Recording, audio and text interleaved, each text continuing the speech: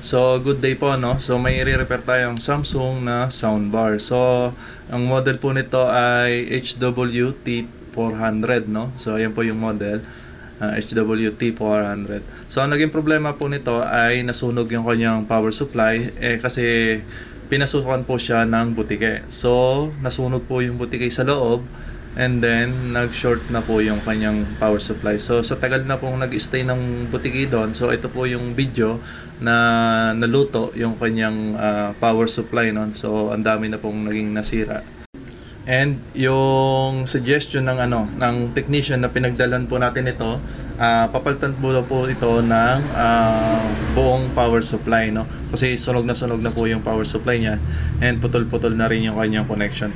So medyo mahal po yung magpagawa ng bagong power supply or bumili ng bagong power supply, kasi wala naman po nito sa Lazada and wala din po dito sa Shopee. So nanood po ako ng mga video sa YouTube, and then napag-alaman ko na yung power supply nito ay 18 volts yung kanyang output, no? So nag-isip po tayo ng paraan. So ito, meron kasi ako ditong lumang power supply ng laptop na 19 volts. So maybe pwede, no? Tinry natin, sinubukan natin na lagyan ng external power supply, and then ipapakita ko sa inyo kung ano yung ginawa natin, no?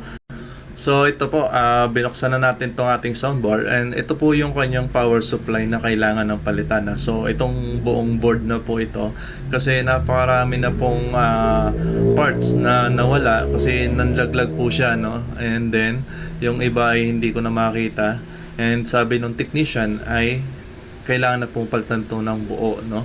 Kasi wala na siyang output, and yung mga parts niya ay missing pa. So hindi niya mapapalitan. So ito yung ginawa ko. Naglagay ako dito ng dalawang wires sa kanyang output, no? So diyan po nakakabit yung kanyang terminal, and nilagyan ko siya dito ng female terminal na galing dito po sa motherboard ng laptop, no? So ito po ay mong sirang laptop. So ayan po, kinuha ko po dyan yung kanyang female terminal, no, ng kanyang jack, sa power jack. So napakalaking tipid po, no, na nagawa natin. So ito po ay yung kanyang power supply. Ito po ay 19 volts, no? And meron po itong 2.1 amperes. So 2.1 amperes po ay enough na po para buhayin yung ating soundbar, no?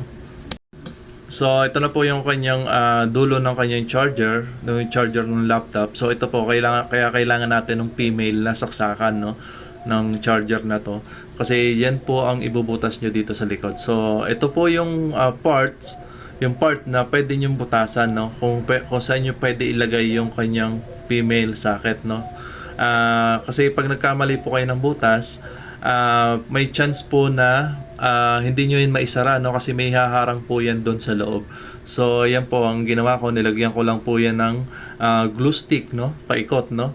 And much better po kung gagamit kayo ng epoxy or epoxy steel para mas matibay po yung kanyang hold, no. Hindi po siya matatanggal. So nai-set up na po natin, no. So ito na yung kanyang bagong saksakan ng kanyang power supply, no. So yun po yung power supply na kinabit natin. And itong dating saksakan niya ay hindi na po yan gagamitin, no, kasi sira na po yan. So actually ito ay naka-on na to, and nakaset na dun sa aking laptop, no. And kung makita nyo, may indicator na siya. So pipindutin natin yung kanyang up and down button. So yan, so lalaksan natin, and then hihinaan, no. And so tatry natin i-play yung kanyang movie. So ito na po, gumagana na, and lalaksan natin, no. So yan, malakas na yung kanyang audio. So i-pause muna natin.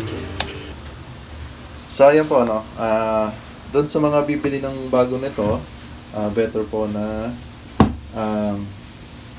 lagyan nyo po ito ng low dense na foam, no.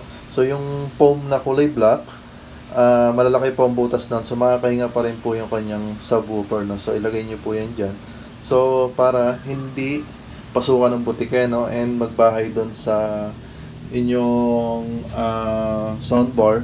And then kasi pag pumunta yan doon sa mismong power supply, sisira po yung inyong soundbar. So nandito po yung banda, yung kanyang power supply, and dyan po nagbahay yung butike, no?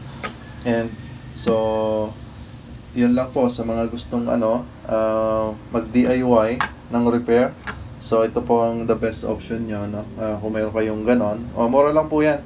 Mabibili niyo po yan sa Lazada ng I think 275 pesos yung power supply. And then maghanap na lang kayo nung saksakan, no?